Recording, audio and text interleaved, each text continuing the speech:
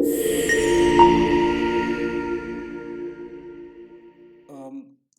आज मैं एक मॉक टेस्ट सीरीज स्टार्ट कराने जा रहा हूँ जीएनवी क्लास 6 के लिए। इसमें क्या हुआ बच्चों, मैं हर मॉक टेस्ट में मैथ के 10-10 क्वेश्चन दूंगा। मिक्स क्वेश्चन, सारे चैप्टर से मिलके क्वेश्चन होंगे। 10-10 क्वेश्चन का एक मॉक टेस्ट डेली कराऊंगा और 10 दिन तक लगातार कराऊंगा। इससे आपको ये आइडिया लग जाएगा कि जीएनवी में एक्चुअल में किस टाइप के क्वेश्चन पूछे जाते हैं और किस टाइप से उन्हें सॉल्व करना है। तो आज मैं अभी स्टार्ट कराने जा रहा हूँ। उसके बाद जैसे ये सीरीज़ ख़त्म हो जाएगी फिर मैं रीजनिंग की सीरीज़ कराऊंगा और उसके बाद मैं हिंदी और इंग्लिश की कराऊंगा। इससे ये सीरीज़ चलाई क्यों जा रही है, ये आपकी बेसिक नॉलेज के लिए चलाई जा रही है कि आपको ये आइडिया लग जाए कि जेएनवी के सिलेबस में क्या आता है, किस टाइप के क्वेश्चंस आते हैं और उनको कैसे सॉल्व करना है। उसके बाद मैं पूरा कोर्स स्टार्ट करूँगा जेएनवी क्लास 6 के लिए। तो देखो बच्चों, क्वेश्चन नंबर 1 पर चलते हैं। क्वेश्चन नंबर 1 क्या कहता है, यदि किसी ठोस घनाभ की लंबाई, चौड़ाई और ऊंचाई क्रमशः 3 सेंटीमीटर, 2 सेंटीमीटर और 2 सेंटीमीटर है। सपोज कीजिए कि एक क्यूबॉइड है, ये क्यूबॉइड बोले तो घनाभ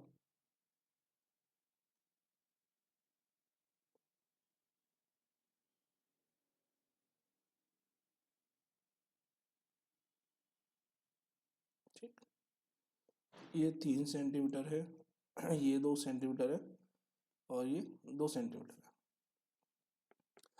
अब इसमें से 1 सेंटीमीटर भुजा वाले घन काटे जा रहे हैं। जैसे अम, यहाँ पे सपोज करो एक घन ऐसे कट गया, एक घन ऐसे कट गया। तो ये पूरे पोर्शन में से एक ये बॉक्स समझ लो, क्यूबॉइड या बॉक्स समझ लो, उसमें से छोटे छोटे पीस काटे जा रहे हैं। तो इसका तरीका जो होता है वो बेसिकली क्या होता है, हम क्यूबॉइड का सबसे पहले वॉल्यूम निकालेंगे, आयतन निकालेंगे। वॉल्यूम का फॉर्मूला होता है लंबाई मल्टीप्लाई बाई चौड़ाई इंटू ऊंचाई। तो 3 × 2 × 2 जो कि 12 सेंटीमीटर क्यूब हो जाएगा। और घन का जो 1 सेंटीमीटर भुजा वाला जो घन है उसका भी आयतन निकालेंगे, जो कि साइड का क्यूब या भुजा का क्यूब होता है, जो कि हो जाएगा 1 का क्यूब, जो कि 1 सेंटीमीटर क्यूब हो गया। तो नंबर ऑफ क्यूब्स या घनों की संख्या चाहिए तो कैसे निकलेगा, घनाभ का आयतन अपॉन घन का आयतन। तो यहाँ से 12 नंबर ऑफ क्यूब्स आ जाएंगे, जो कि सी ऑप्शन में दिया हुआ है। इस टाइप के क्वेश्चन काफ़ी पूछे जाते हैं। चलो बच्चों, कोई समझ में नहीं आया तो कमेंट बॉक्स में मैसेज कर दीजिएगा, कमेंट बॉक्स में कमेंट कर दीजिएगा। सेकंड क्वेश्चन पे चलते हैं। 35 किलोमीटर प्रति घंटा की चाल से चलती हुई एक बस एक निश्चित दूरी को 8 घंटे में तय करती है। बस की गति कितनी और बढ़ाई जाए कि यह दूरी 7 घंटे में तय करे। बस की गति कितनी और बढ़ाई जाए। सपोज कीजिए कि अगर हम एक फॉर्मूला जानते हैं, चाल बराबर दूरी अपॉन समय, speed is equal to distance upon time. चाल हमारी 35 दी है, दूरी हमारी कुछ नहीं दी है। दूरी सबसे पहले निकाल लेते हैं क्योंकि दूरी दोनों केस में सेम है। तो और 8 घंटे लग रहे, तो दूरी कितनी हो जाएगी हमारी, दूरी इज इक्वल टू 35 × 8, 8 5 40, तो 0 आ जाएगा, 4 कैरी आ जाएगा, हासिल आ जाएगा, 8 3 24 और 4 28, 280 किलोमीटर की डिस्टेंस हो गई बेसिकली। अब यही डिस्टेंस उसे 7 घंटे में कवर करनी है। तो उसके लिए चाल पूछा, तो चाल का फॉर्मूला क्या हो जाएगा, दूरी बट्टे समय। दूरी हमारी 280 है और समय कितना 7 घंटे, तो 7 4 20 है, तो 40 किलोमीटर पर आवर की उसकी चाल आ गई। यहाँ पे थोड़ा सा ऑप्शन में गड़बड़ी है, यहाँ पे शायद टाइपिस्ट जो है एक 0 लगाना भूल गया है, तो 0 लग जाएगी एक, क्योंकि बी ऑप्शन में करेक्ट ऑप्शन हो जाएगा। थर्ड क्वेश्चन,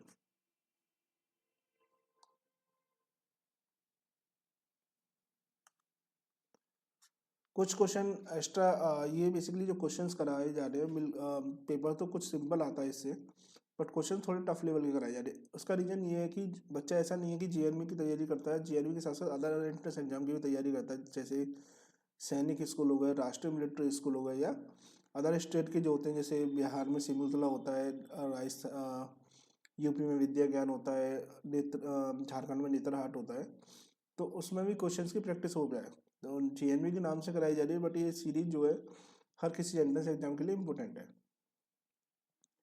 तो देखो एक घड़ी 210 रुपये में खरीदी गई और उसको 10% के लॉस पर बेच दिया गया, तो सेलिंग प्राइस पूछ रही है। तो हम क्या जानते हैं, लॉस परसेंटेज का फॉर्मूला होता है हमारा, लॉस क्या होता है हमारा, लॉस का मतलब होता है CP minus SP, CP minus SP।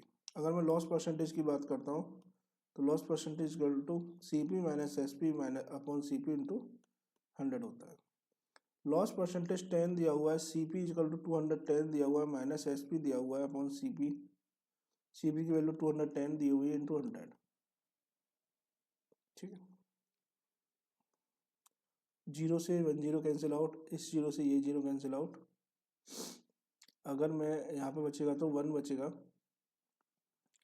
210 minus SP upon 21, तो यहाँ पे आ जाएगा 210 minus SP is equal to 21 cross multiply करने पर, तो SP इजकल टू आ जाएगा 210 माइनस 21, जो कि आ जाएगा बेसिकली 189 रुपीज़, जो कि बी ऑप्शन में दिया हुआ है। थर्ड क्वेश्चन पे चलते हैं। किस राशि का 14% 49 रुपीज़ होगा। सपोज कर लो एक्स है, तो एक्स का 14% इक्वल टू 49, तो x into 14 upon 100 is equal to 49, 7 से 2 टाइम्स कट हो गया, 7 से 7 टाइम्स कट हो गया, तो x is equal to 7 into 100 upon 2, जो कि 350 आंसर आ जाएगा, 350 आ जाएगा।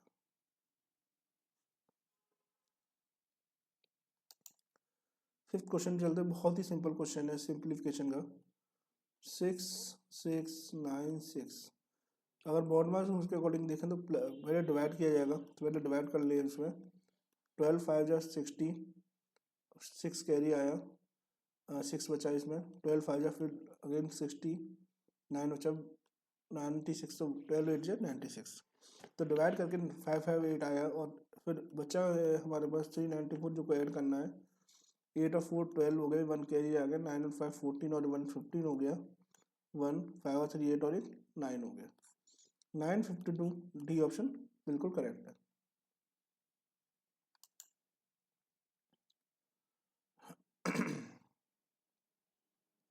सेम सिंप्लीफिकेशन का क्वेश्चन है।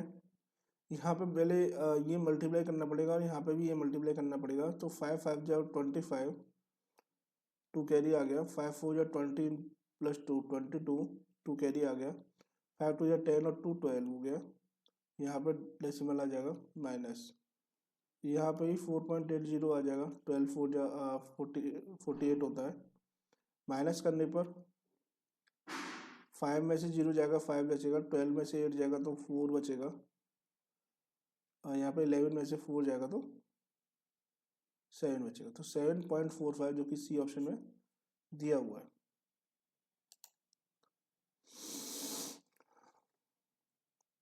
भाग के एक प्रश्न में भाजक भागफल का 10 गुना है और शेषफल का 5 गुना है। अब यदि शेषफल 46 है तो भाज्य क्या होगा। तो सबसे पहले भाजक जो है भागफल का 10 गुना है और शेषफल का 5 गुना है। तो भाजक अगर मैं कैलकुलेट करता हूँ यहाँ पर, भाजक शेषफल का 5 गुना है। The divisor is 10 times the quotient and the 5 times the remainder. तो 5 इंटू 46 जो कि 230 आ गया, जो कि 230 आ गया, और यहाँ पे दिया हुआ है भाजक इजकल टू भागफल इंटू 10, 10 टाइम्स दिया हुआ है। अगर भाजक 230 है तो भागफल इंटू 10, तो भागफल की वैल्यू आ गई 23 और मैं 10 का डिवाइड कर दूंगा। तो भाज्य अगर हमें देखना है तो भाज्य का हमारे पास फॉर्मूला होता है भाज्य इक्वल टू भाजक इंटू भागफल प्लस शेषफल। तो अगर मैं 23 लेता हूँ यहाँ पर इंटू भागफल जो है मेरे पास जो आया है 230, सॉरी भागफल जो है 23 है और भाजक जो है आपका 23 है। भागफल जो है 23 है और भाजक जो है 230 है प्लस 46। तो यहाँ पर अगर मैं मल्टीप्लाई करता हूँ तो 23 इंटू 23 529 होता है, तो 5290 प्लस 46 6335। बी ऑप्शन बिल्कुल करेक्ट हो जाएगा। देखो बच्चों, अब क्वेश्चन नंबर 8 पे चलते हैं। क्या क्वेश्चन दिया हुआ है?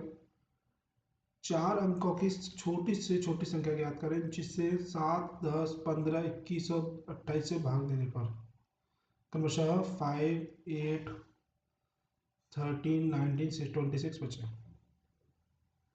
तो सबसे पहले हम क्या करेंगे, एक डिफरेंस जानेंगे कि जिससे हम डिवाइड कर रहे हो रिमाइंडर जो है दोनों का डिफरेंस क्या है। जैसे सपोज कि ये 7 is equal to 2, 10 -8 is equal to 2, 15 -13 is equal to 2, 19 minus 21 -19 is equal to 2, 28 -26 is equal to 2। मतलब हर केस में क्या हो रहा है कि रिमाइंडर जो है 2 आ रहा है। तो इस टाइप के जो क्वेश्चन को करने का तरीका क्या होता है, सबसे पहले हम 7, 10, 15, 21 और 28 का एलसीएम लेके एलसीएम देखते हैं कि एलसीएम से क्या होगा कि ये पांचों संख्याओं के एक ऐसी संख्या आ जाएगी जिससे डिवाइड करने पर 5, 8, 13, 19 और 26 संख्या बचेगी। तो 2 से हम डिवाइड करते हैं 7, ये 5 टाइम्स जाएगा, ये 15 बचेगा, ये 21 रहेगा, ये 14 हो जाएगा। अगेन 2 से देंगे 7, 5, 15, 21 और 7। 3 से देंगे तो 7, 5, 5, 7 और 1। तो इसका जो एलसीएम हो जाएगा बच्चों 2 इंटू 2 इंटू 3 इंटू 5 इंटू 7। तो आंसर हो जाएगा 2 2 जो 5, 5 इंटू 7 यहाँ से कैसे आया, एक 1 टाइम 7 से डिवाइड देंगे, 1 टाइम 5 से डिवाइड देंगे। 2 2 जो 4, 3 जो 12, 12 5 जो 60, 67 जो 420। अगर हम इन 5 नंबर 7, 10, 15, 21, 28 की जगह 420 से डिवाइड करते हैं तो यही रिमाइंडर बचना चाहिए। अब हमें सबसे छोटी संख्या चाहिए 4 अंकों की। तो 4 अंकों की सबसे छोटी संख्या जो होती है वो 1000 होती है। ठीक है, तो अब मैं 420 से 1000 में डिवाइड करूंगा, कितने टाइम जाएगा, 2 टाइम्स, 840 बचेगा कितना, 160। तो इसका मतलब क्या हुआ कि अगर हमें जो रिक्वायर्ड नंबर चाहिए वो हो जाएगा 1000 माइनस रिमाइंडर जो है माइनस करूँगा, जो कि हो जाएगा 8, इसमें से ये जो 2 आ रहा है ये भी माइनस करने पे जो नंबर आएगा, जैसे सपोज कीजिए 8,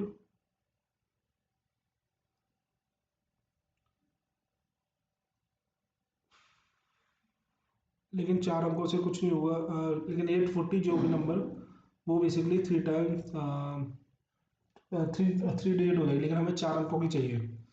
उसके लिए हमें क्या करना होगा, अगर मैं 420 में 3 का मल्टीप्लाई करता हूँ, सपोज कीजिए यहाँ पर 2 टाइम से कुछ नहीं होगा, ये कैंसिल करना पड़ेगा, मैं रफ कर देता हूँ।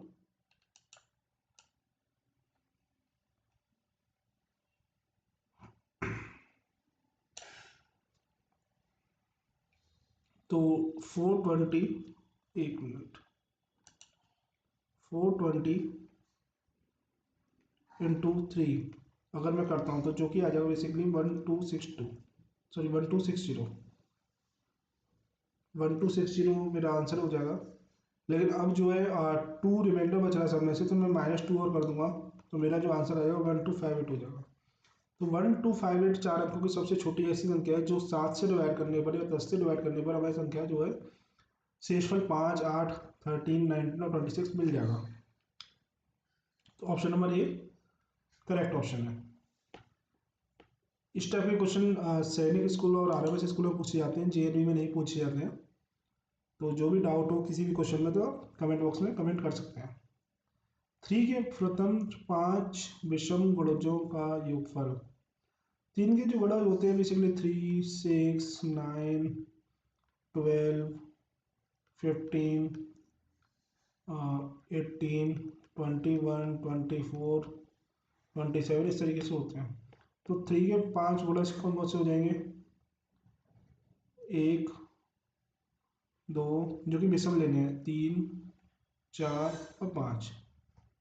तो अगर मैं इनका सम देखता हूँ तो 3 9 12 12 और 15 27 27 और 21 48 48 और 27 हो जाएगा आपका 75। तो बेसिकली 75 आपका आंसर होगा। नेक्स्ट क्वेश्चन पे चलते हैं। यदि संख्या 3 4 एक सिंबल दिया हुआ है डेल्टा जिसे बोलते हैं, यहाँ पे कुछ भी ले सकते हैं, 6 3 से विभाजित हो तो डेल्टा स्थान का अंक होगा। तो 3 से विभाजित संख्या के लिए एक रूल बनाया गया है कि अगर अंकों का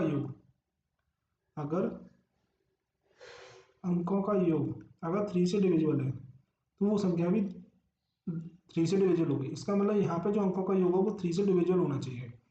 तो यहाँ पे जो 7 और 13 7 और 6 13 प्लस डेल्टा कौन 3 आ रहा है, ये 3 से डिविजिबल तब होगा जब डेल्टा की वैल्यू 2 होगी। क्यों? 13 प्लस 2 15 और 3 5 15 होगा। तो डेल्टा की वैल्यू यहाँ पर क्या आ जाएगा?